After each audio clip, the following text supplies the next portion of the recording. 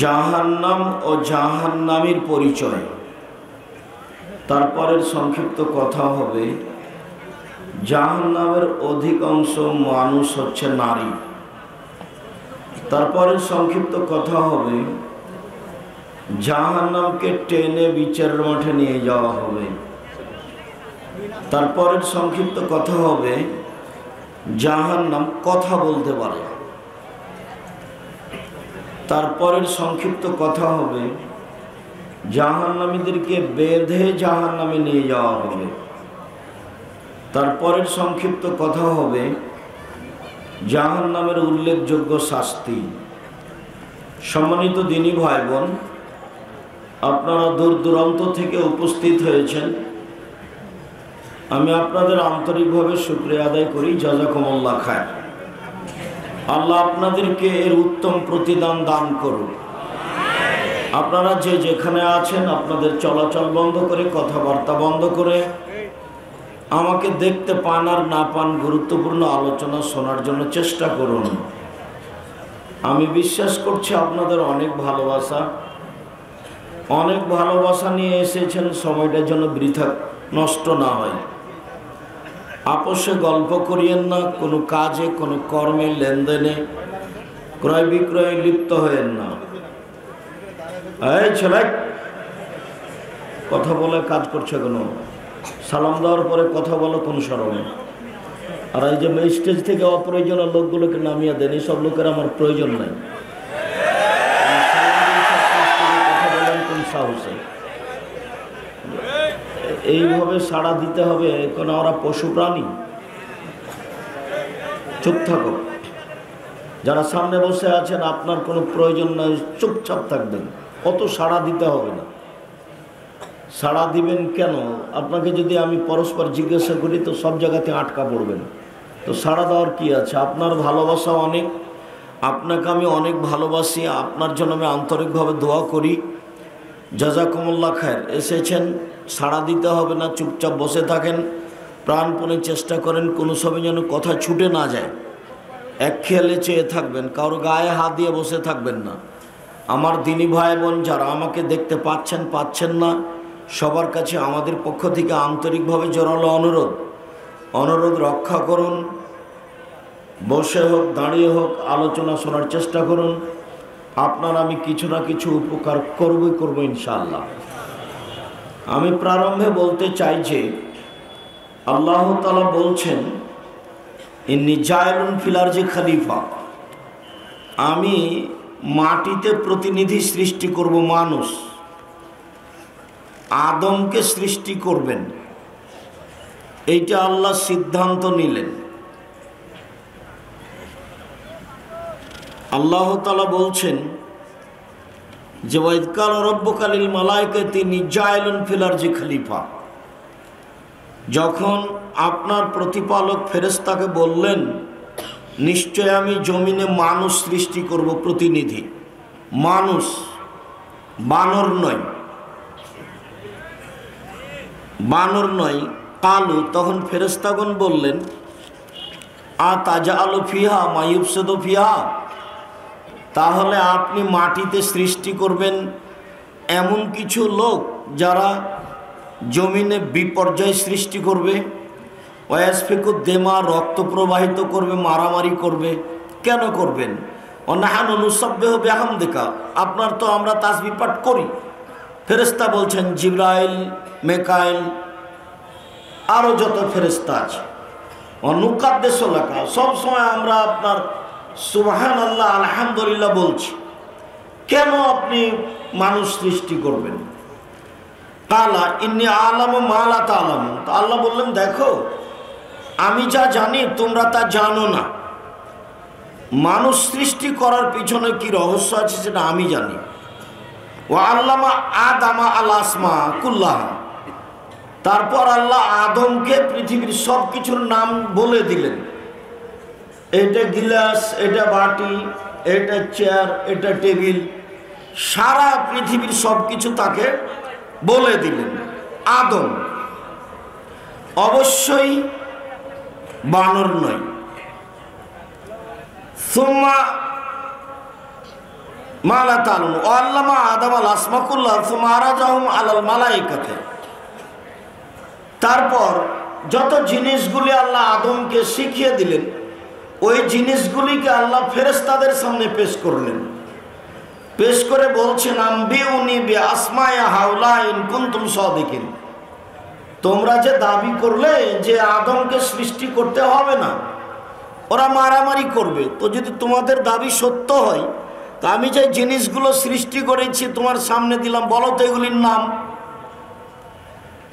কালু সুবহানাকা লা ইলমা লানা ইল্লা মা আল্লামতানা ইন্নাকা আনতাল আলিমুল হাকিম। তো ফেরেশতা বলছেন জি না, এগুলো আমরা বলতে পারবো না, আপনি সর্বজ্ঞানী প্রজ্ঞাময়, আপনি যেটুকু আমাদের বলে দিয়েছেন সেটুকু পারি, আর পারি না। তো এবার আল্লাহ তাআলা আদমকে বললেন তুমি বলো। তা আদমকে তো আগেই শিখিয়ে দেওয়া আছে। তা আদম সব কিছু বলে ফেললেন, একবারে সব কিছু শিখিয়ে দিয়েছেন। পৃথিবীর সৃষ্টি থেকে নিয়ে কিয়ামত পর্যন্ত যা কিছু ছিল আছে, যা কিছু কিয়ামত পর্যন্ত হবে, ঘাস পাতা, পশু প্রাণী, জীব জন্তু, লোহা লাক্কড়, মাটি, যা কিছু পৃথিবীতে আছে সব কিছু আল্লাহ আদমকে শিখিয়ে দিয়েছিলেন। পৃথিবীর ইতিহাসে আদমের চেয়ে বড় শিক্ষিত মানুষ আর কেউ নেই। পৃথিবীতে সবচেয়ে বড় শিক্ষিত মানুষ হচ্ছেন আদম। আল্লাহ বলছেন আমি সব কিছু শিখিয়ে দিয়েছি। তারপরে জিনিসগুলি কিছু ফেরেশতার সামনে পেশ করলেন। ফেরেশতা বললেন সুবহানাকা আল্লাহুম্মা, জি না, আমরা এগুলো বলতে পারবো না, আপনার পবিত্রতা বর্ণনা করছি, আপনি যা বলেছেন সেটুকুই জানি। তা আল্লাহ বললেন আদম বলো তো। তা আদম এখন সব টপ টপ করে বলতে লাগলেন। তখন দেখলেন যে বেকায়দা। তখন আল্লাহ বলছেন হলো, আমি যে বলেছি, আমি যা জানি তোমরা তা জানো না। তো পৃথিবীর প্রথম মানুষ হলেন আদম। তো বানর হচ্ছে একটা নিকৃষ্ট প্রাণীর মধ্যেকার।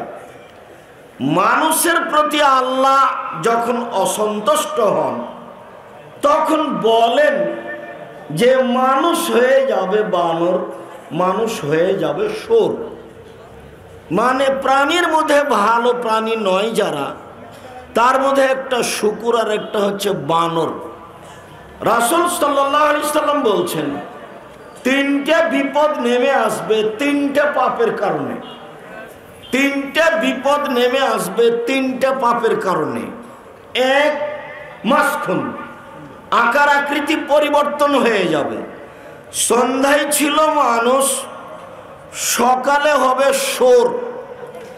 সন্ধ্যায় ছিল মানুষ, সকালে হবে বানর। বানর হবে আর শুয়োর হবে। দুই, ভূমিকম্প হবে। তিন, সর্ব ধরনের সমস্যা নেমে আসবে। মাদ্রাসায় মারামারি, মসজিদে মারামারি, স্কুল কলেজে মারামারি, জমি জায়গার দাম বেড়ে যাবে। জমির দাম 20 লক্ষ, রেজিস্ট্রি খরচ 18 লক্ষ। অবাক পৃথিবী গো, অবাক বাংলাদেশ। তো সব কিছুর দাম বেড়ে যাবে, বিপদ নেমে আসবে তিনটা কারণে। এক, এটা সারেবুল খমুরা, মানুষ যখন মদ পান করবে। দুই, জাহারাতিল কায়নাত, মেয়েরা যখন নাচবে।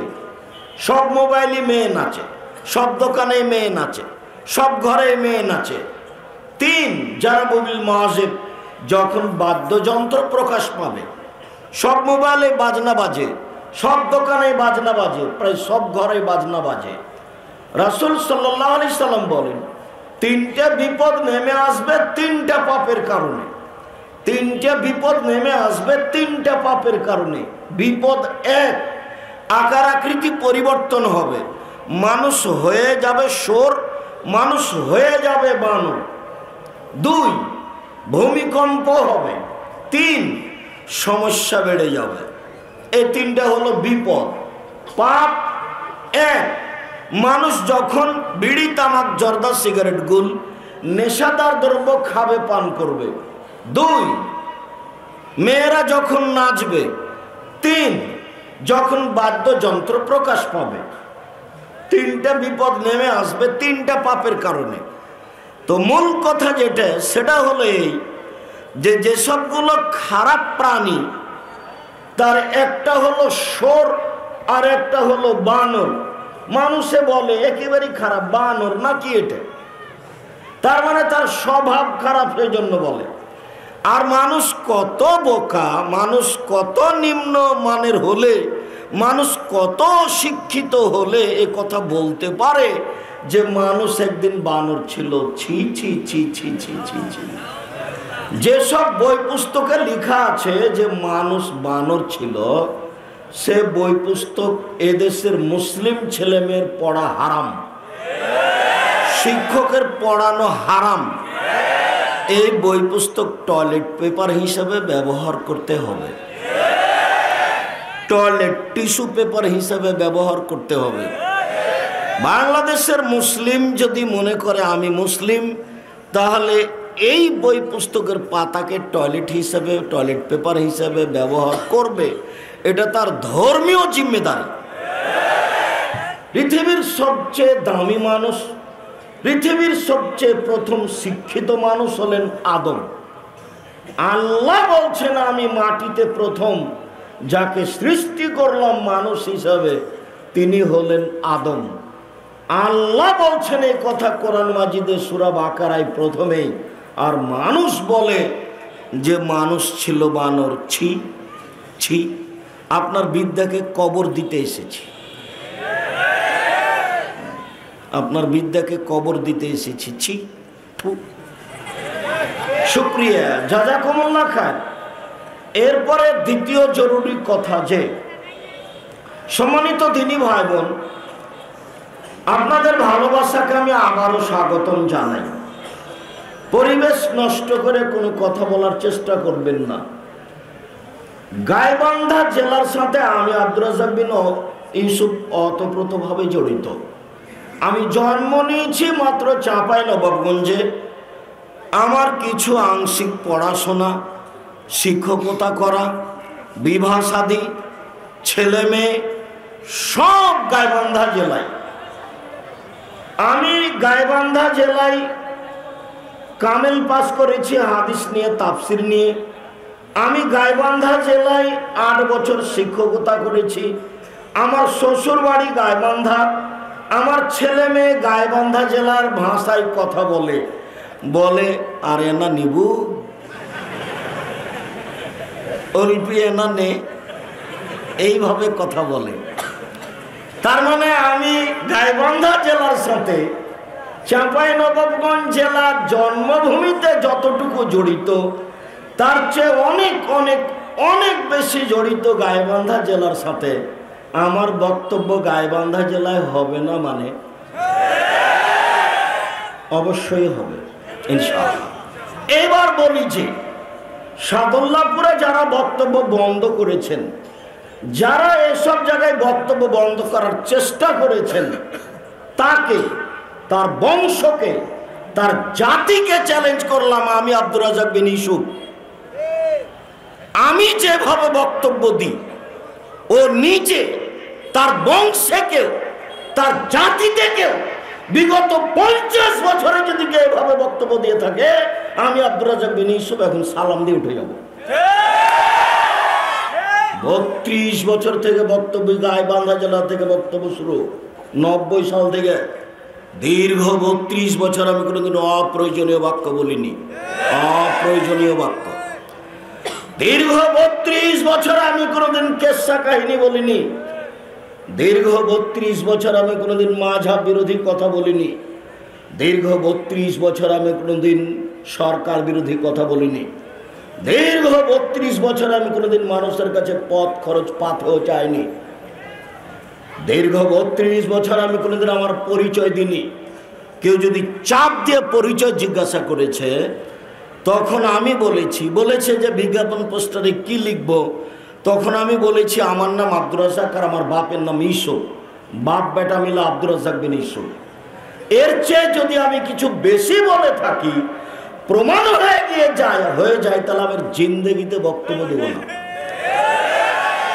দীর্ঘ 32 বছরে যদি আমি কোনোদিন কারো কাছে পথ খরচ পাথ হয়ে চেয়ে থাকি, জিন্দেগিতে আর কোনোদিন বক্তব্য দেব না।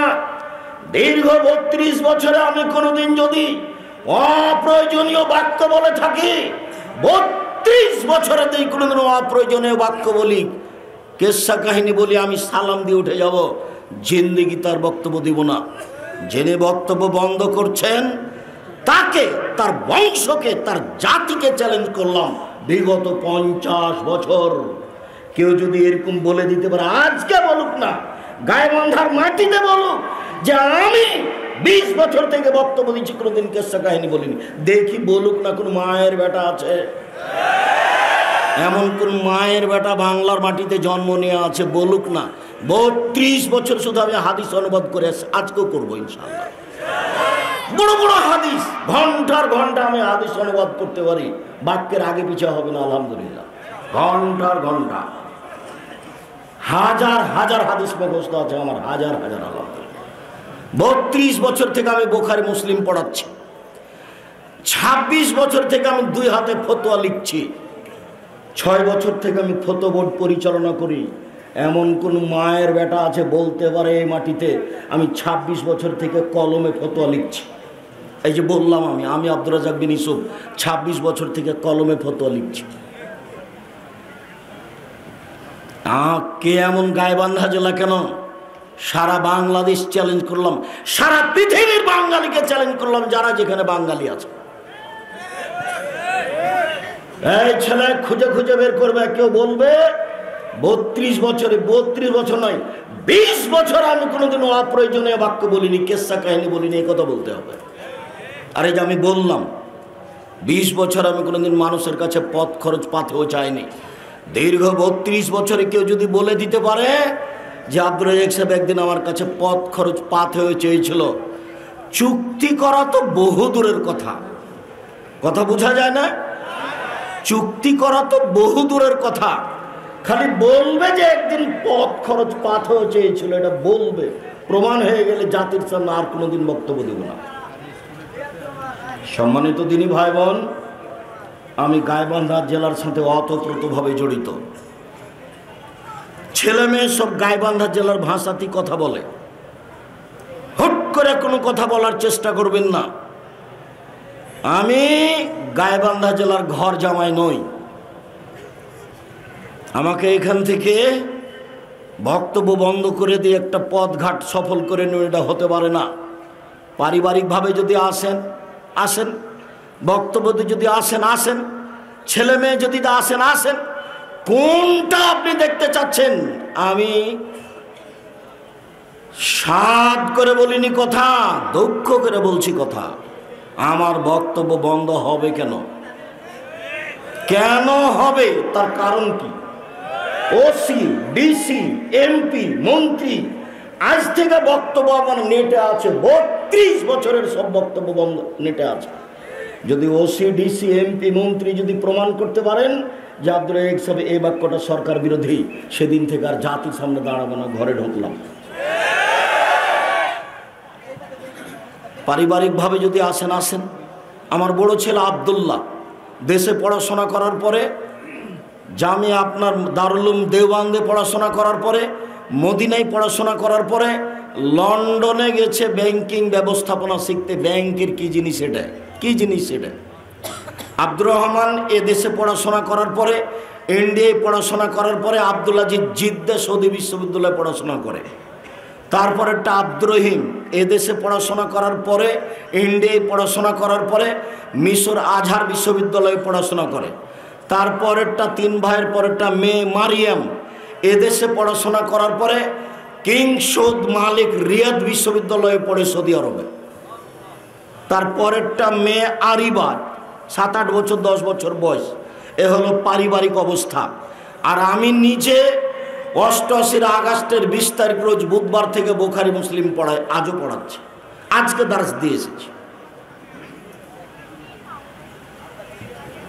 নিজে 32 বছর থেকে কোরআন এবং হাদিসের বক্তব্য দিই।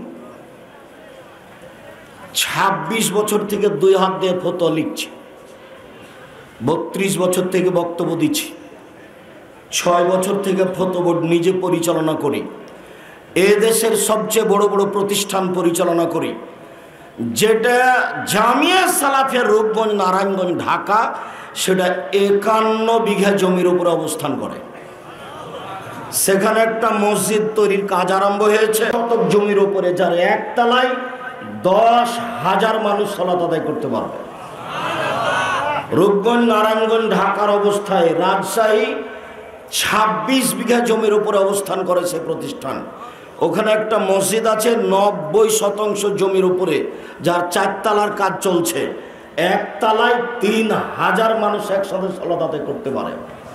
যেটা জামিয়া সালাফিয়া দিনাজপুর, সেটা 20 বিঘা জমির উপরে চলমান চলছে। বাকি কাজগুলি হবে বলে আমরা আশা করছি। আমি জাতির যদি রাস্তাঘাট করে দিতে না পারি, জাতির যদি স্কুল কলেজ করে দিতে না পারি, জাতিকে চূড়ান্ত সঠিক ধর্ম দিতে পারবো ইনশাআল্লাহ। ধর্মের ব্যাপারে জাতিকে ফাঁকি দিয়ে আমি পরকাল হারাতে না রাজি নই। আমি আব্দুর রাজ্জাক বিন ইউসুফ। শুনুন, জাতির যদি রাস্তাঘাট করে দিতে না পারি, জাতির যদি স্কুল কলেজ করে দিতে না পারি, জাতিকে চূড়ান্ত সঠিক ধর্ম দিতে পারবো ইনশাআল্লাহ।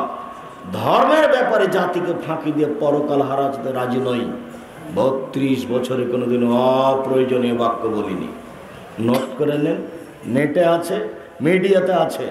বলছি দিন রাত, আগামীকালকে বলবো ইনশাআল্লাহ, তারপরের দিনও বলবো, তারপরের দিনও বলবো, সব সময় বলছি, সব সময়। জুমার খুতবা তো বলছি। আপনার সাহস থাকলে আপনি গ্রহণ করেন। দেশের ওসি, ডিসি, এমপি, মন্ত্রী, ওসি যারা যেখানে আছেন, দাদরা সাহেবের চ্যালেঞ্জ দেখে ছেড়ে দেবো, আপনি নেন না। খালি মহান আল্লাহ বলেন, ইন্না জাহান্নামা কানাত মিরসাদা। পৃথিবীর মানুষ, জাহান্নাম মানুষকে ধরার জন্য ওঁত পেতে বসে আছে। অবাক, ওঁত পেতে বসে থাকে শত্রু। আল্লাহ বলছেন জাহান্নাম মানুষকে ধরার জন্য ওঁত পেতে বসে আছে। পরিচয়ে বলেন লিত্তহিনা মাবা। জাহান্নাম হচ্ছে স্বৈরাচারী, স্বেচ্ছাচারী, অহংকারী, বদমেজাজি, ডাকাবাজ, ধোঁকাবাজ, জুয়াচ্চোর, জমি দখল করে জোর করে মানুষকে জেল হাজতে দেওয়া ব্যক্তি, এদের থাকার জায়গা। জুয়াচ্চোর, দাগাবাজ, ধোঁকাবাজ, জুলুমবাজের থাকার জায়গা হচ্ছে জাহান্নাম। লাবিসিনা ফিহা আকাবা লা ইয়াযকুনা ফিহা বারদান ওয়ালা শারাবা। সেখানে কোনোদিন শীতল ঠান্ডা কোনো পানি তারা ভোগ করতে পারবে না। তারা এইসব জিনিস খেতেও পান করতে পারবে না। এই ছেলেরা, তোমরা এখানে দাঁড়িয়ে মানুষকে কষ্ট দিও না, তাড়াতাড়ি কাজ করে বসে পড়ো। মানুষ কষ্ট পাবে এরকম কোনো কাজ করো না, পরে অপমান বোধ করবে, সেটা আমি চাই না। আমাদের ছেলেরা যারা আছো, পরিবেশ কন্ট্রোলের জন্য আমি চেষ্টা চালাচ্ছি। তোমরা একটু যারা বাহিরে গল্প করছে তাদের সহযোগিতা করো। দিনী ভাই বোন, আপনাকে আমি মানুষ মনে করি, পশু প্রাণী মনে করি না। আপনি দয়া করে কোনো কথায় লিপ্ত হবেন না, কোনো কাজে ব্যস্ত হবেন না।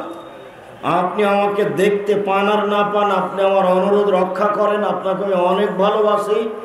আপনি কথাকে মূল্যায়ন করেন, আপনার কিছু না কিছু উপকার করবো ইনশাআল্লাহ। আর আপনি মনে করেন না যে আব্দুর রাজ্জাক বিন ইউসুফ এসেছেন ইউসুফ জুলাইখার কাহিনী বলবেন, আমরা বাদাম খাবার বক্তব্য শুনবো, এরকম নোংরা আচরণ দেখাবেন না। আমার জীবনে আমি কোনোদিন কেসা কাহিনী বলিনি, আজ বলবো মানে জীবনে কোনোদিন বলিনি। মহান আল্লাহ বলেন, ফাআম্মা মান খাফফাত মাযিনুহু। বিচারের মাঠে যার নেকি ও পাপ ওজন হবে, নেকির পাল্লা হালকা হবে, তার থাকার জায়গা হবে অতীব গভীর গহ্বর হাবিয়া। অমাদ্রাকা মাহিয়া মুহাম্মদ সাল্লাল্লাহু আলাইহি ওয়াসাল্লাম, আপনি কি বলতে পারেন হাবিয়া নামক জাহান্নামের পরিচয়? আপনার কি জানা আছে হাবিয়া নামক জাহান্নামটি কি? আমি বলি নারুন হামিয়া, জাহান্নাম হচ্ছে জ্বলন্ত উত্তপ্ত আগুনের নাম। জাহান্নাম বলতে জ্বলন্ত উত্তপ্ত আগুনকে বুঝায়, এই কথা আল্লাহ বলেন জাহান্নামের পরিচয়। মহান আল্লাহ বলেন কাল্লা লা ইউমবাদান্না ফিল হুতামা, অবশ্যই অবশ্যই তাকে চূর্ণ বিচূর্ণকারী হোতামা নামক জাহান্নামে নিক্ষেপ করা হবে। ওমা আদরাকা মাল হোতামা, মুহাম্মদ সাল্লাল্লাহু আলাইহি সাল্লাম আপনি কি বলতে পারেন হোতামা নামক জাহান্নামটি কি?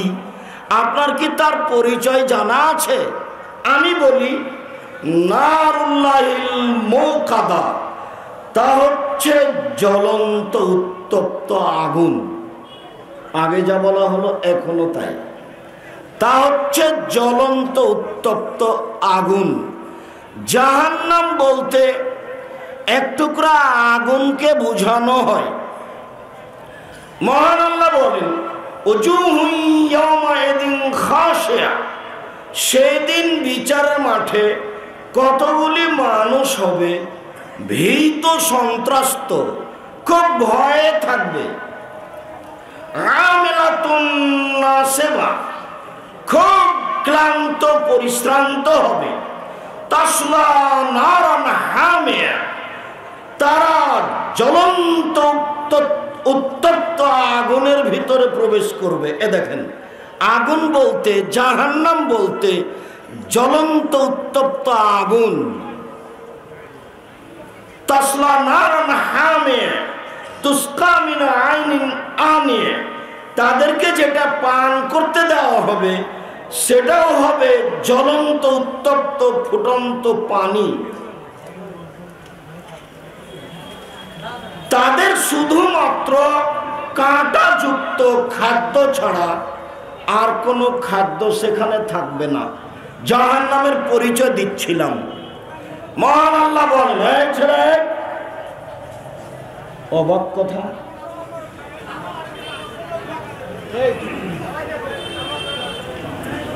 এই ছেলে বসো, সামনে এসে বসো। মানুষ অসুবিধা বোধ করছে, আর দাঁড়িয়ে কি দেখাতে চাচ্ছ? আমি ভোট চাইতে এসেছি? আমি কেউ নির্বাচন করতে এসেছি? এমন ভাবে বসে থাকবেন, দাঁড়িয়ে থাকবেন, মুনাফিকি করবেন না। পাখি যেন মনে করে আপনি পাথর, পাখি যেন মনে করে আপনি পাথর, এমন ভাবে বসে থাকবেন, এমন ভাবে দাঁড়িয়ে থাকবেন। কথার সাথে মুনাফিকি করিয়েন না, বক্তব্যের সাথে মুনাফিকি করিয়েন না। কথার সাথে বক্তব্যের সাথে মুনাফিকি করে কোনো লাভ নেই।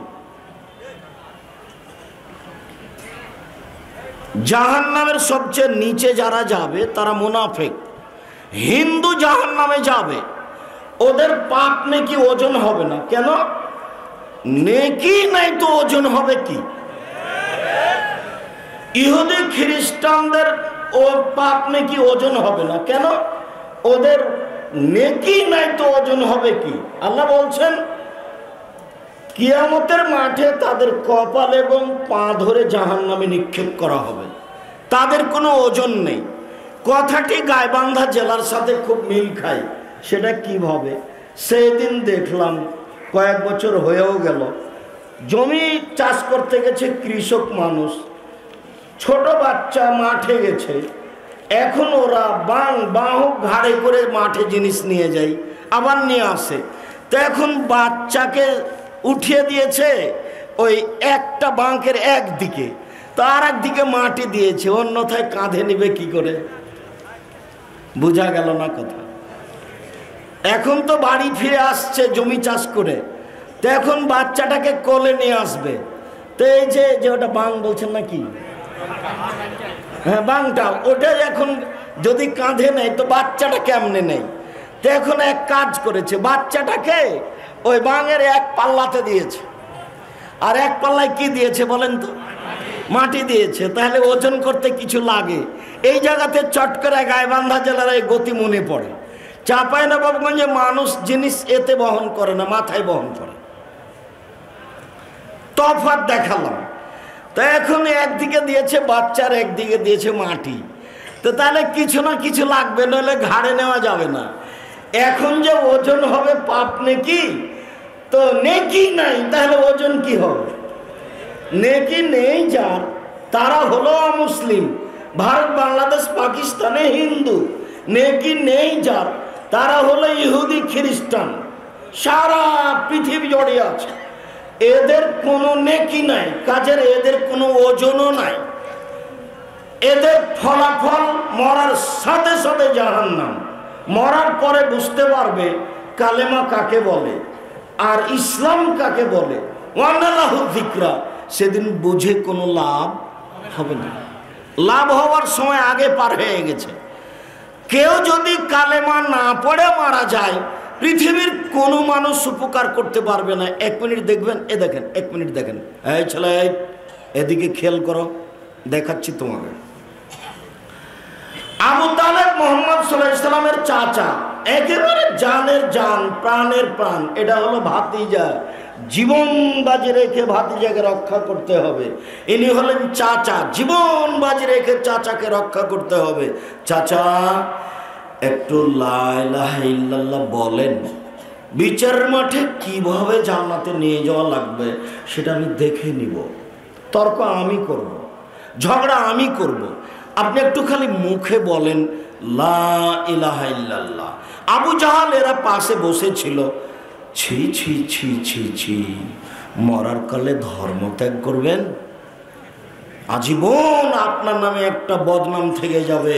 আবু তালেব এত বড় মানুষ হওয়ার পরেও বিধর্মী হয়ে মারা গেল। তো এইটা আপনি করবেন? ভাতিজা বলেন, না বেটা, মরার সময় তো তোমার ধর্ম গ্রহণ করলাম না। মারা গেল। আলী বলছেন, আল্লাহ রাসূল বলো, আপনার চাচা মারা গেছেন। যাও, মারা গেছে, তাতে কি হবে? মাঠে নিয়ে গিয়ে গর্ত খুঁড়ে মাটিতে পুঁতে দাও। তিনি তাকে দেখতে গেলেন না। হাদিস বুখারী মুসলিম। নিয়ে যাও, মাঠে নিয়ে যাও, গর্ত খুঁড়ে ওকে মাটিতে পুঁতে দাও। হিন্দুকে শ্মশান ঘাটে ফেলতে হবে না, তাকেও মাটিতে পুঁতে দিতে হবে। হাদিস বুখারী মুসলিম। তার মানে কি বলতে চাইলাম, লা ইলাহা ইল্লাল্লাহ না বললে কোনো কিছু করার পথ নেই। ঠিক এই জিনিস দেখেন তো, ওই একটা নাগালের বাইরে একটা জিনিস আছে, ইঁদরাই বা বাইরে বা উপর থেকে আপনি নামাবেন, একটু লাভ দিয়ে ধরলেন, আরেকটু না, হচ্ছে না, হচ্ছে না, তার মানে নাগালের বাইরে। মুহাম্মদ সাল্লাল্লাহু আলাইহি সাল্লাম তার চাচাকে কোথায় পাইলেন? নাগালের বাইরে। কোনো পথ করতে পারলেন না। আরেক মিনিট, আমি ভুল বলিনি, তোমার হুজুর মিথ্যা কথা বলেছেন, আমি সত্য বলেছি, এদিকে খেয়াল করো। আবু হুরায়রা রাদিয়াল্লাহু তাআলা আনহু বলেন, যারা রাসূলুল্লাহ সাল্লাল্লাহু আলাইহি সাল্লাম উমরা কাবরা উম্মেহি, আল্লাহর নবী তার মায়ের কবর জিয়ারত করতে গেলেন। ফাবাকা, কবরের পাশে গিয়ে খুব কাঁদলেন। ও আব্দামান হাওলাহু, আশেপাশে যারা ছিল তারাও খুব কাঁদলো। তারপর আল্লাহ রাসূল নিজে বলছেন, পৃথিবীর মানুষ শুনে রেখো, ইন্নী ইস্তাযানতু রাব্বি আন আস্তাগফিরা লিউম্মি, আমি আমার প্রতিপালকের কাছে অনুমতি চাইলাম, আল্লাহ আমার মায়ের ক্ষমার জন্য একটু অনুমতি দেন না, আমাকে একটু অনুমতি দেন, আমার মায়ের ব্যাপারে আপনাকে বলি, মাফ করে দেন, এই কথাটা বলি, একটু মাফ করে দেন আমার মাকে, এই কথাটা বলি, এইটা বলার অনুমতি দেন। ফালাম ইউদান লি, আমাকে অনুমতি দেওয়া হলো না।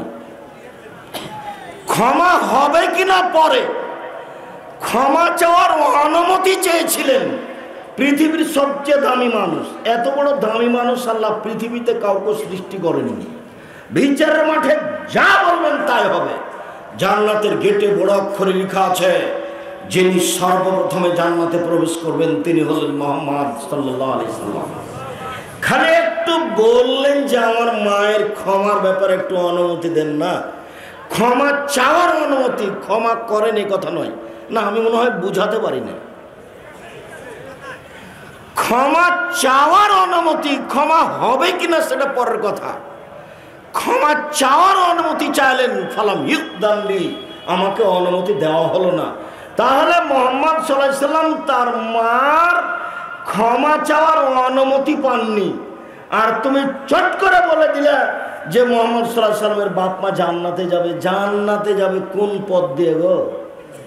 লা ইলাহা তো না। চাচা তো তার চেয়ে অনেক দামি, অনেক উপকারী। সব সময় আপনাকে আমি কি দিয়ে বুঝাই, চাচা সব সময় ভাতিজাকে এভাবে করে রেখেছেন ঢেকে, সূর্যর ছাটা লাগে না যেন, মানুষ কিছু বলতে পারে না যেন, কেউ যেন গালি না দেয়, কেউ যেন না মারে। এটা কে করেছেন বলেন তো? আবু তালিব চাচা জাতির সবার কাছ থেকে ঢেকে রাখার চেষ্টা করেছেন। শেষ পর্যন্ত ভাতিজা চাচাকে রক্ষা করতে পারলেন না। যখন মারা গেলেন তখন ভাই যাও মাঠে নিয়ে যাও, গর্ত করে মাটিতে পুঁতে দাও। দেখতেও যাননি, দেখতেও জানি। ইনি মোহাম্মদ সাল্লাল্লাহু আলাইহি সাল্লাম। নকল করছি তা তার চাচার কথা। হাদিস বুখারী মুসলিম। হাদিস বুখারী মুসলিম মানে আম গাছে জাম ধরতে পারে ধরে না, অমাবস্যা রাতে চাঁদ উঠতে পারে উঠে না, শোয়ের ছিদ্র দিয়ে লাঙ্গলের ফা ঢুকতে পারে ঢোকে না, শোয়ের ছিদ্র দিয়ে লাঙ্গলের ফা ঢুকে যেতে পারে, আম গাছে জাম ধরে যেতে পারে, অমাবস্যা রাতে চাঁদ উঠে যেতে পারে, এগুলো ঘটে যেতে পারে। আমি যা বললাম এতে সন্দেহ আছে বলে কিয়ামত পর্যন্ত চেষ্টা করলে সরিষা ঢোকানো যাবে না। তার নাম বুখারী মুসলিম। শুনুন, মায়ের ক্ষমা চাওয়ার অনুমতি পাননি, ক্ষমা হওয়া না হওয়া পরে। হাদিস মুসলিম। চাচাকে মাটিতে পুঁতে দিতে বললেন, দেখতে যাননি। হাদিস বুখারী মুসলিম, মনে রাখবেন। কোথা থেকে কথা আসলো? বক্তব্যের সাথে মুনাফিকি করবেন না, অনুরোধের সাথে মুনাফিকি করবেন না। আমাকে দেখতে পান আর না পান, আমিও খুব ব্যস্ত, অনেক পথ যাব ইনশাআল্লাহ। আপনাকে আমি দীর্ঘ সময় কষ্ট দিব না। অল্প সময়ের মধ্যে আপনি কোনো জায়গাতে গল্পে লিপ্ত হয়েন না। এই মেয়ে, কথা বলছো কেন? তুমি মেয়ে মানুষ, কথা বলো কেন? শরম পাও না তুমি? আপনি একজন মহিলা মানুষ, এখানে এসে গল্প করছেন কেন? আপনার লজ্জা হয় না কেন? বক্তব্য শুনতে এসেছেন, এটা কি বাড়ি? এটি কি আপনার স্বামীর বাড়ি? আপনার লজ্জা হয় না কেন? আপনার শরম হয় না কেন? আপনার হায়া হয় না কেন? আপনি একটা দিনই বৈঠকে এসে কেমনে আপনি গল্প করেন? আমি বুঝি আপনার স্বামী কাপুরুষ, আপনার স্বামী একটা ঘৃণিত পুরুষ, আপনার স্বামী কাপুরুষ, তারই ফাঁকে আপনি কথা বলছেন। স্বামী যদি সত্যি স্বামী হতো তাহলে আপনি এভাবে গল্প করতে পারতেন না। স্বামী কাকে বলে জানেন? চোখ যেভাবে ঘুরে বউ সেভাবে চলে, তার নাম ক্ষমতা। চোখ যেভাবে ঘুরে বউ সেভাবে চলে, তার নাম ক্ষমতা। স্বামী হলে 5টা জিনিস লাগে। 1, আতে মামাতা এমতা, যেমানের খাও বউকে সেমানের খাওয়াবা। 2, ফাঁকসু হামাত্তা সাইতা, যেমানের কাপড় পরো বউকে সেমানের পরাবা। 3, অলা তুকাব্বে, বউকে কটু কথা বলো না। 4, অলা তাজের বলা লজে, বউয়ের মুখের উপরে মারো না, মারা যদি লাগে মুখের উপরে মারো না। 5, অলা তাত্র খাইল্লা ফিল বাইতে, বউকে নিজের বাড়ি ছাড়া কোথাও যেতে দিও না। মায়ের বাড়ি যেতে পারে না, খালার বাড়ি যেতে পারে না, ফুফুর বাড়ি যেতে পারে না, জরুরি দুর্ঘটনা ছাড়া বাড়ি ত্যাগ করতে পারে না। বিবাহের বাড়ি তো বহু দূরের কথা, বাজারের তো কোনো প্রশ্নই আসে না।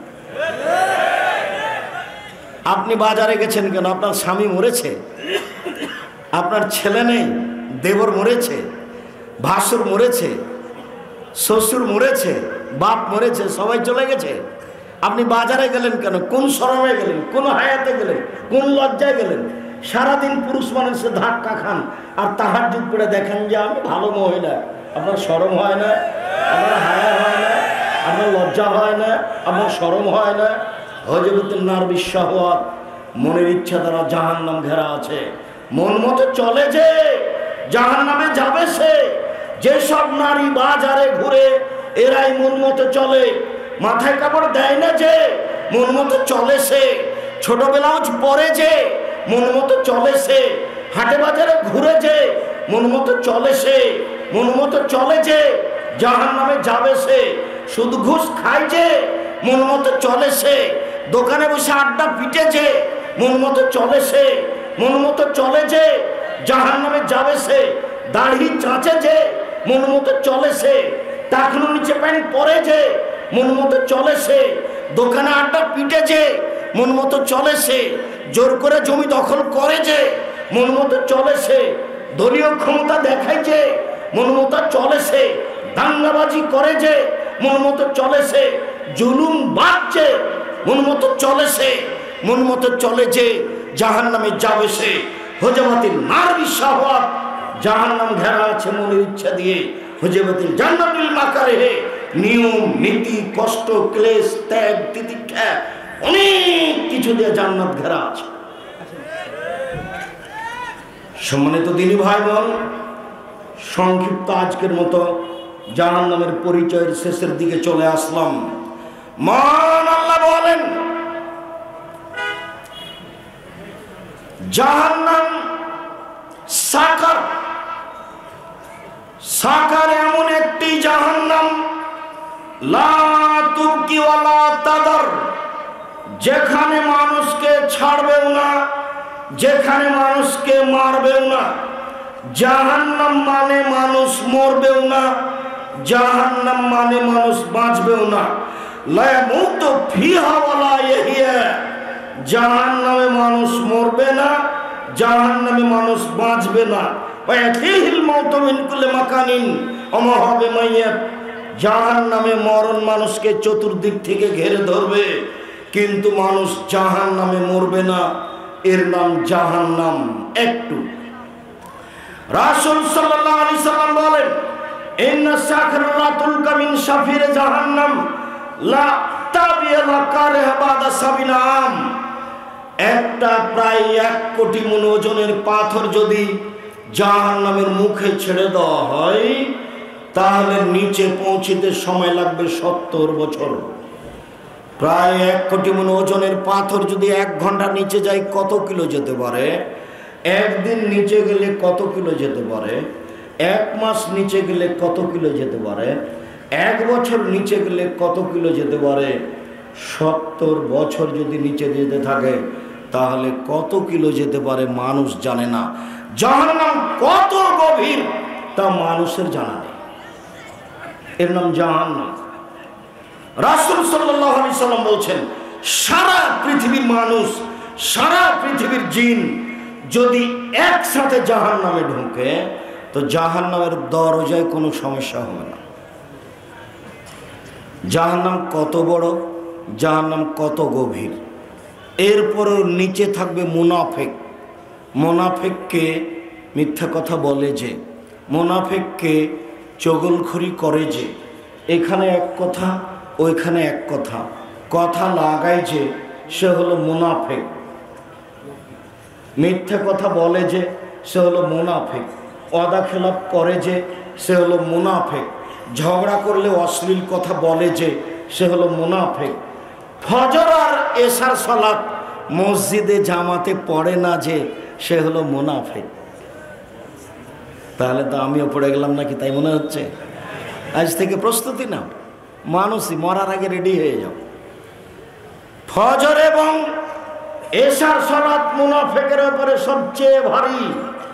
আল্লাহ নবী বলছেন, শুনুন, কেউ যদি ফজর এবং এশার জামাতে উপস্থিত হতে পারে তাহলে ওদের নামটা পৃথিবীর যারা বড় বড় জান্নাতি, বড় বড় পরহেজগার মানুষ, যেই তালিকাতে ওদের নাম আছে, যে চাটে, এই লোকটার নামটা ওই চাটে দিয়ে দেবেন, ওই তালিকায় দিয়ে দেবেন, যারা ফজর এবং এশার সালাতে উপস্থিত হতে পারে।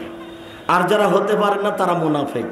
দেখবেন আজান হয়ে গেছে, সালাত হয়ে গেল, দোকানের সামনে বসে গল্প করছে করছে করছে, এটা হলো মুনাফিক। আবু হুরায়রা রাদিয়াল্লাহু তাআলা আনহু বলেন, রাসূল সাল্লাল্লাহু আলাইহি ওয়াসাল্লাম বলেছেন, ইন্না গিলজা জিলদিল কাফির রিসলানা আরবাউনা জিরা, একজন জাহান্নামীর গায়ের চামড়া 42 হাত মোটা। আইনা জিরসু মিসলা উহুদিন, একজন জাহান্নামীর দাঁত উহুদ পাহাড়ের সমান। উহুদ পাহাড় 4 কিলোমিটার প্রশস্ত, 8 কিলোমিটার লম্বা। নিচে কত আছে তা মানুষ জানে না। রাসূল সাল্লাল্লাহু আলাইহি ওয়াসাল্লাম বলেন, আইনা ফাকে যাও মিসলু বাইদা, একজন জাহান্নামের উরু রান বাইজা পাহাড়ের সমান ৩৯ কিলোমিটার লম্বা। তিনি বলেন ওয়াইন্না ফি জাহান্নাম ওয়াইন্না মাজলিসান ফি জাহান্নাম বাইনা মক্কা ওয়াল মদিনা, একজন জাহান্নামীর বসার জায়গা মক্কা থেকে মদিনা 450 কিলোমিটার। এবং একজন জাহান্নামীর বসার জায়গা 450 কিলোমিটার পথ। একজন জাহান্নামীর উরুরান 49 কিলোমিটার লম্বা, 39 কিলোমিটার লম্বা।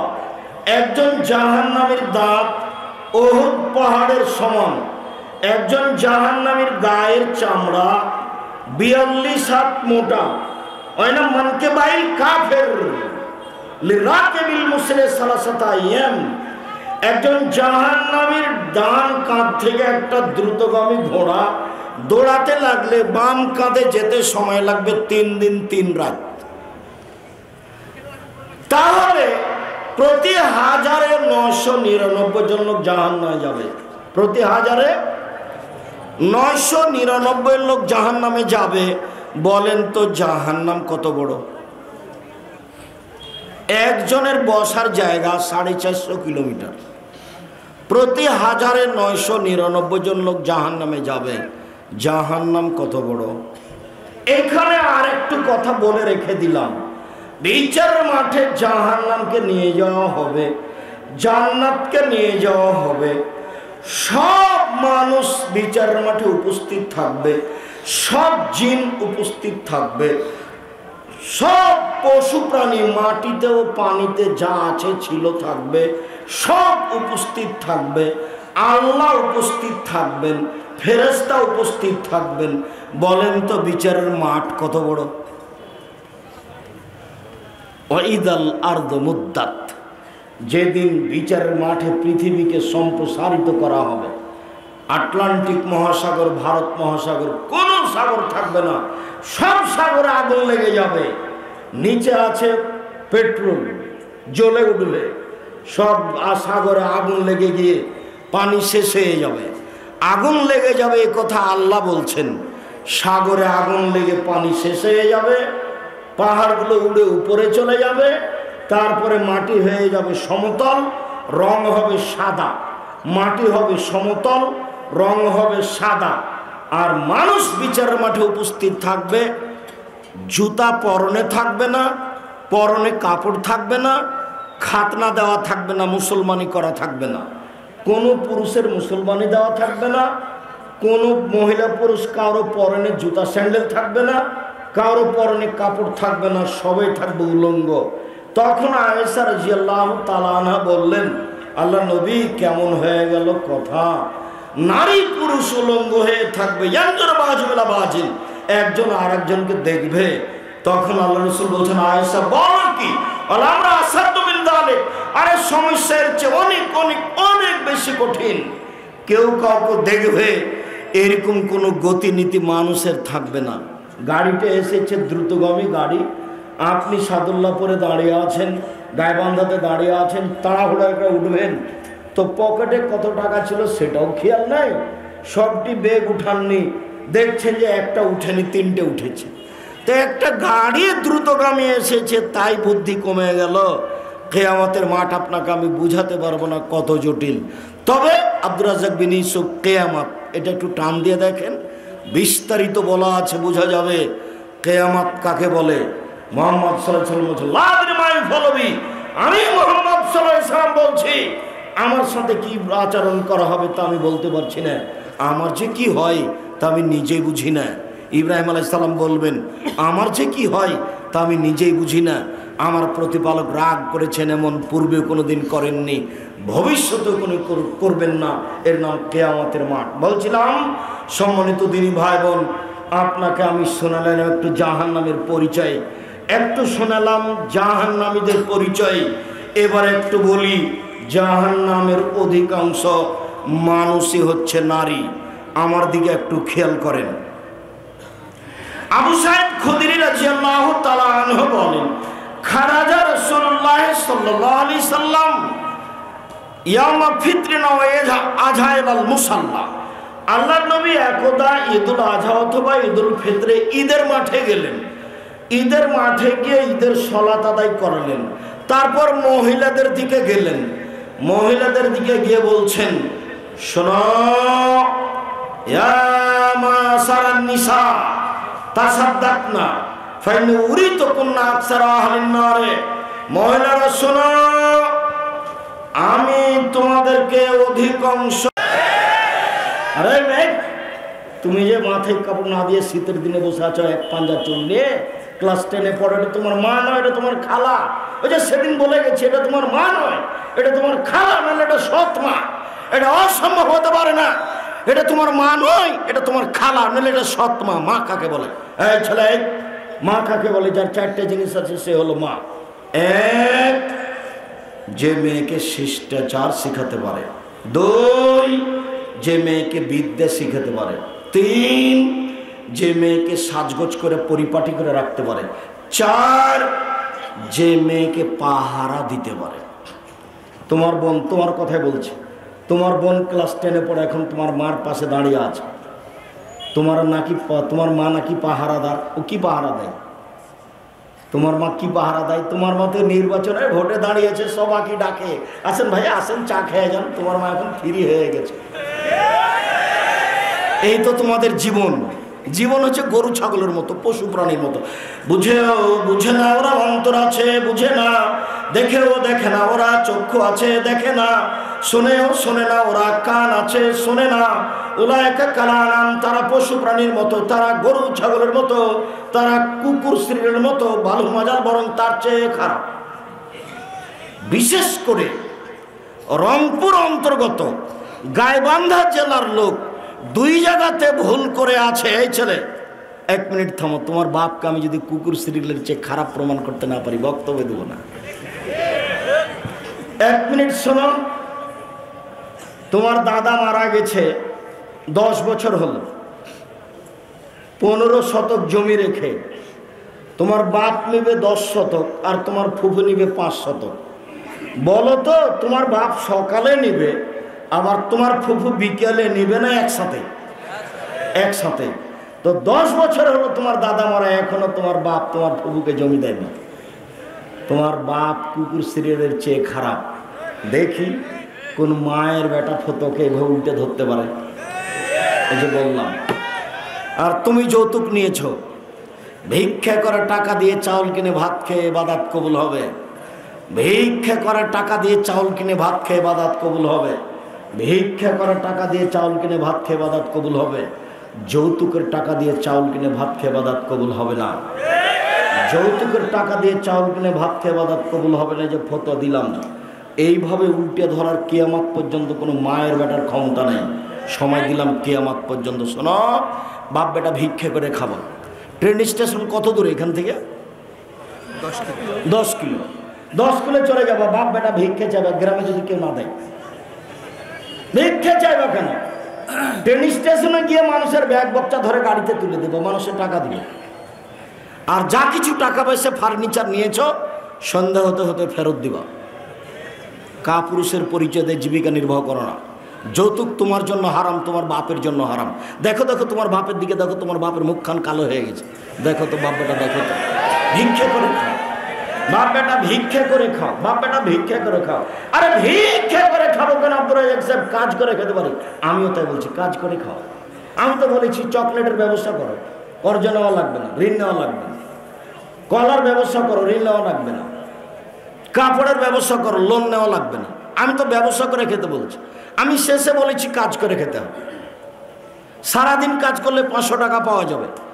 মাস শেষে শ্বশুরকে একটা লুঙ্গি দেবো, বছর শেষে আব্বা এই যে আপনার জন্য একটা ভালো লুঙ্গি কিনেছিলেন।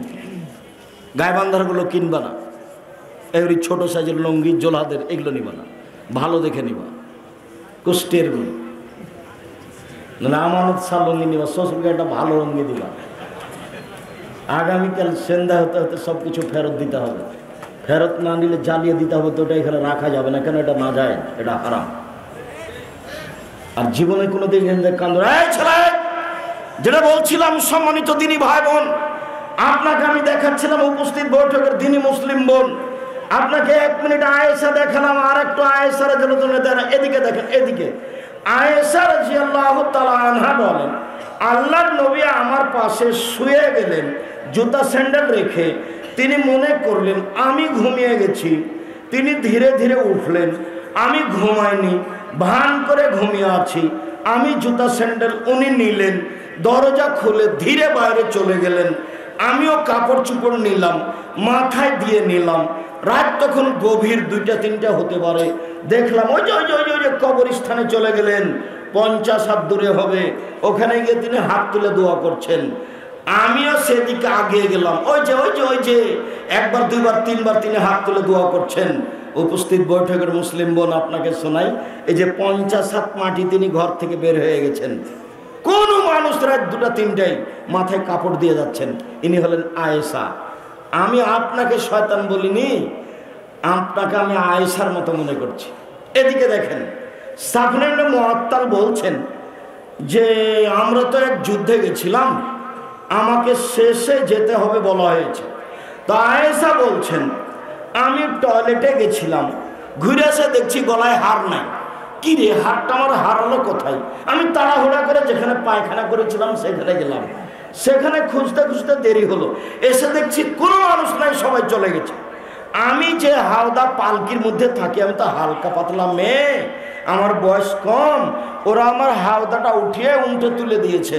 ওরা বুঝতে পারেনি আমি আছি কিনা, ওরা তো চলে গেছে। আমি এখন ভাবলাম কি করি, আমি এখানে থেকে যাই। ওরা যখন আমাকে পাবে না তখন খুঁজে আসবে। এবার সকাল হয়ে এসেছে। দূর থেকে সাফওয়ান ইবনে মুআত্তাল বলছেন ইন্না লিল্লাহি ওয়া ইন্না ইলাইহি রাজিউন। শব্দ পাওয়ার সাথে সাথে মুখটা ছিল আমি বন্ধ করে দিলাম। এই মেয়ে শোনো, আমি শব্দটা পাওয়ার সাথে সাথে কি করলাম? মুখটা ঢেকে দিলাম। বুঝা যায় না মনে হয়। এক, বেগানা পুরুষের স্বামীকে লজ্জা, বেগানা পুরুষের কবরকে লজ্জা করেন। বুঝা যায় না মনে হয় কথা। 2, রাত 2টা-3টায় 50 হাত বাইরে যাচ্ছেন ঘর থেকে বের হয়ে, মাথায় কাপড় দিয়ে যাচ্ছেন। 3, মুখটা খোলা ছিল। শব্দ পাওয়ার সাথে সাথে মুখ ঢেকে দিলেন। ইনি আয়েশা। আপনাকে আমি আয়েশার মতো মনে করি। আপনাকে আমি গালি দিব কেন? আপনার পাশে যে একটা মহিলা বসে আছে, ছোটবেলা উপরে পেট দেখাচ্ছে, এ হলো শয়তান। আর পাশে একটা মেয়ে ক্লাস 10-এ পড়ে, মাথায় কাপড় না দিয়ে দাঁড়িয়ে আছে। ওর মা নাই, ওর বাপও নাই। দেখি কোন ছেলে তার বাপ প্রমাণ করতে পারে। এই ছেলে, তোমাকেও সময় দিলাম, তুমি তোমার বাপকে প্রমাণ করবে, কেমনে করো। আর তোমার মাকে তুমি প্রমাণ করবে, কেমনে করো। আমি বলছি এটা তোমার মা না, এটা তোমার খালা। আমি বলছি এটা তোমার মা না, এটা তোমার সৎ মা। সব করাতে পারলে মা হওয়া যায় না, দুধ খাওয়াতে পারলে মা হওয়া যায় না। নীতির নাম মা। যে নীতি পালন করতে পারে সে হলো মা। যে বেটিকে কন্ট্রোল করতে পারে সে হলো মা। যে নিজেকে হেফাজত করতে পারে সে হলো মা।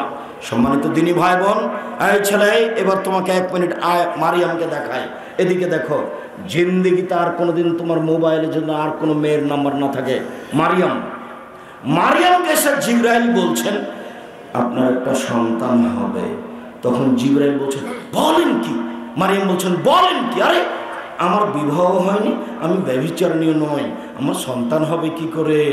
আমার বিবাহ হয়নি, আমি ব্যভিচারিণী নই, আমার সন্তান হবে কি করে? এরপরে কয়দিন পরে সন্তান হয়েই গেল। যখন সন্তান হয়ে গেল তখন মারিয়াম বলছে ওরে আমার আফসোস, ওরে আমার দুঃখ, ওরে আমার আফসোস, ওরে আমার দুঃখ। আমি বাচ্চাকে জাতির সামনে কেমনে পেশ করব? সবাই বলবে ছি ছি ছি ছি ছি ছি। মারিয়াম বাইতুল মুকাদ্দাসে মসজিদে থাকে, ঝাড়ু দেওয়ার নাম দিয়ে জেনা করে জারদ সন্তান নিয়ে এসেছে। ছি ছি ছি ছি ছি ছি। কিন্তু নাসিয়া মানসিয়া, আমি এমন ভাবে হারিয়ে যেতাম পৃথিবীতে, কেউ না জানতো মারিয়াম কেটা। আমি জাতির অন্তর থেকে এমন ভাবে হারিয়ে যেতে চাই, কেউ না জানে মারিয়াম কেটা। আমি এভাবে হারিয়ে যাই, আমি কেমনে জবাব দিব? আমাকে যদি কেউ বলে সন্তান কোথায় পেয়েছো, ছি ছি ছি ছি ছি, আমি কেমনে জবাব দিব? সবাই বলবে মারিয়াম বাইতুল মুকাদ্দাসে মসজিদে থাকে, মসজিদে থেকে জেনা করে ঝাড়ু দেওয়ার নামে। ছি, কত খারাপ মেয়ে, আমি কেমনে জবাব দিব? ওরে আমার দুঃখ, ওরে আমার আফসোস, কিন্তু না সে মানসিয়া, আমি একবারে মানুষের অন্তর থেকে হারিয়ে যেতাম, কেউ না জানতো মারিয়াম কেটা। এই বোকা ছেলে, তুমি মেয়েটার নাম্বারটা এইভাবে হারিয়ে যাও, হারিয়ে দাও, জীবনে তার নাম্বারটা আর মনে করবা না। একবারে কান ধরে আস্তাক ফিরলে অত বেলাই হে বলবা। তারপরেও শোনো, যদি আজ থেকে মেয়েটার সাথে জেনার সম্পর্ক বন্ধ করতে পারো, পৃথিবীর যে কোনো বিপদ থেকে বেঁচে যাওয়ার, যে কোনো বিপদ থেকে। এ দেখো এ দেখো এ দেখো প্রমাণ, বুখারী মুসলিমের হাদিস। এই যে তিনজন আটকা পড়েছিল, যে তিনজন দেখো দেখো হেঁটে যাচ্ছিল, বৃষ্টি আসলো, পাহাড়ের গর্তে ঢুকলো, একটা বড় পাথর মুখের উপরে এসে পড়লো। একজন বলল বাপ মাকে ভালোবাসি, পাথরটা সরিয়ে দাও। আল্লাহ বললেন কিছু দিলাম। একজন বলল একটা লোককে কাজের জন্য নিয়েছিলাম, অর্ধেক দিন কাজ করে চলে গেল, টাকা দিতে চাইলাম, নিল না। টাকাটা আমি গরু ছাগল কিনে বাড়াতে থাকলাম, অনেক হয়ে গেল। একদিন এসে বলছেন আমাকে অর্ধেক দিনের টাকা দেন। আমি বললাম গরু ছাগল নিয়ে যাও। বলছে মজাক করবেন না, অর্ধেক দিনের টাকা দেন। আমি বললাম মজাক করিনি, দাও সব নিয়ে যাও, তোমাকে সন্তুষ্ট করার জন্য করেছি, পাথরটা সরিয়ে দাও, কিছু দিলাম। একজন বলছে আল্লাহ নবী, আমার একটা চাচাতো বোন ছিল, খুবই সুন্দরী, তার সাথে জেনা করতে চেয়েছিলাম। ও বলেছিল যদি 100টা স্বর্ণ মুদ্রা দিতে পারো তাহলে আমি তোমার সাথে জেনায় লিপ্ত হব। হাড় ভাঙা পরিশ্রম করে 100টা স্বর্ণ মুদ্রা নিয়ে আসলাম, হাতে দিয়েছি, জেনা করতে বসলাম। তখন আমাকে বলছে আব্দুল্লাহ, এ আল্লাহর বান্দা, ইত্তাকিল্লাহ, আল্লাহকে ভয় কর রে, আমাকে অসতী প্রমাণ করিস না। ফাকুম তা আনহা, আমি তখন উঠে গেছি, আমি জেনা করিনি, তুমি পাথরটা সরিয়ে দাও। আল্লাহ বলছেন দিলাম। তুমি আজকে জেনা বন্ধ করো, মোবাইলে কথা বন্ধ করো, তুমি বিশ্বাস করো, হাদিস বুখারী মুসলিম, পৃথিবীর যে কোনো বিপদ থেকে বেঁচে যাবা। আরও তোমাকে একটা কথা বলি, বিচারের মাঠে আজ থেকে তুমি বন্ধ করো, বিচারের মাঠে বিশেষ ছায়াতলে থাকবা। বিশেষ ছায়াতলে 7 শ্রেণীর মানুষ থাকবে, তার 1 শ্রেণীর মানুষ, কোনো মহিলা যদি জেনার কথা বলে তখনও বলে আমি আল্লাহকে ভয় করি, আমি এতে রাজি নই। তুমি আজকে বন্ধ করো, আর কোনোদিন কথা বলে ফেললে বলিও আমি আল্লাহকে ভয় করি, আমি এতে রাজি নই, তুমি বিশেষ ছায়াতলে থাকবা। 3 অনাহা নাফসা আনিল হাওয়া ফাইনাল জান্নাতা হিয়াল মা।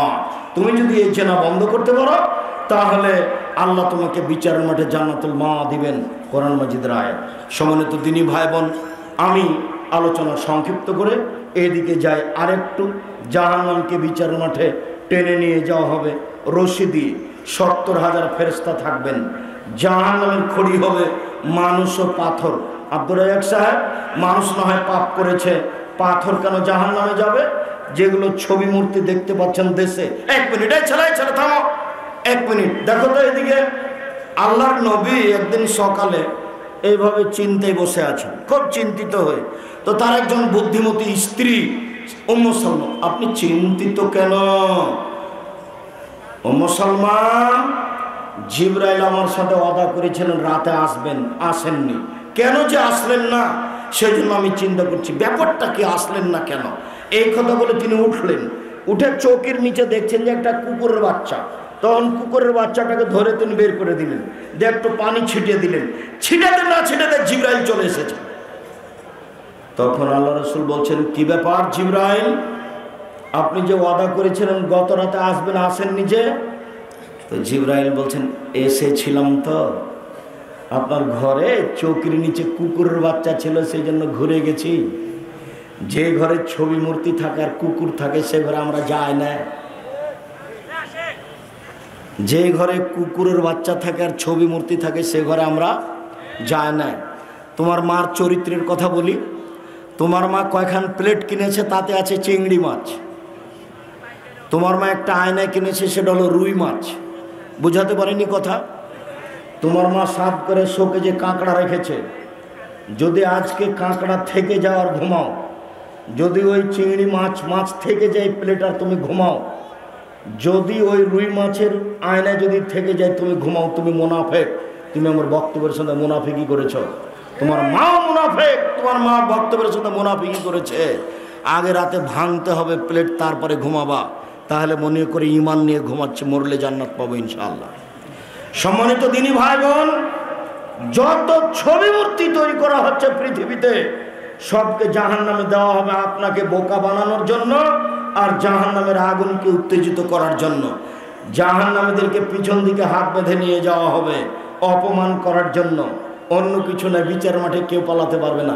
তাই তো গাইবান্ধা জেলার পলাশবাড়ির মুজিবুর বিএসসি বলেছিলেন, আমি নিজেই জেলে যেতে প্রস্তুত, আমার যেন হাতে হাত কড়া দেওয়া না হয়। দেশবাসী দেখবে, গাইবান্ধা জেলার লোক দেখবে মুজিবুর বিএসসির হাত বাঁধা আছে, হাত কড়া দেওয়া আছে, এটা আমি অপমান সহ্য করতে রাজি নই, আমি এমনিতেই যাব। এই কথা মুজিবুর বিএসসি বলেছিলেন গাইবান্ধা পলাশবাড়ির। সম্মানিত দিনী ভাই বোন, সেদিন ইন্দিরা গান্ধীর হাত বাঁধা থাকবে, দেখা যাবে কে খুলে দিতে পারে। সেদিন ফেরাউনের হাত বাঁধা থাকবে, দেখা যাবে কে খুলে দিতে পারে। সেদিন মহারানী এলিজাবেথের হাত বাঁধা থাকবে, দেখা যাবে কে খুলে দিতে পারে। এরকম কোটি মানুষের হাত পিছন দিকে বাঁধা থাকবে, দাঙ্গাবাজ, স্বৈরাচারী, স্বেচ্ছাচারী, এদের হাত বাঁধা থাকবে, দেখা যাবে কে খুলে দিতে পারে।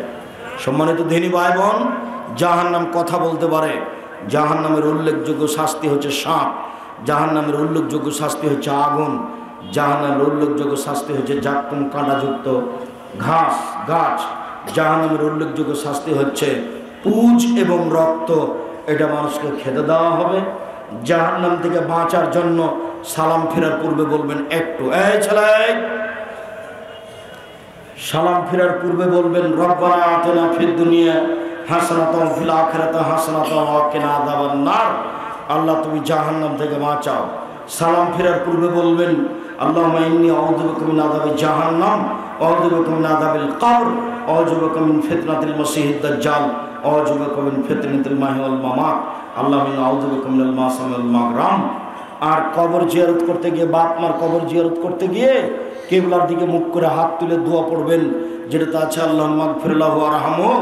শেষে বলা আছে আল্লাহ তুমি আমার বাপকে জাহান্নাম থেকে বাঁচাও, কবরের শাস্তি থেকে বাঁচাও। এইভাবে দোয়া পড়ার চেষ্টা করবেন। সম্মানিত দিনী ভাই বোন, লাখো মানুষ উপস্থিত হয়েছেন।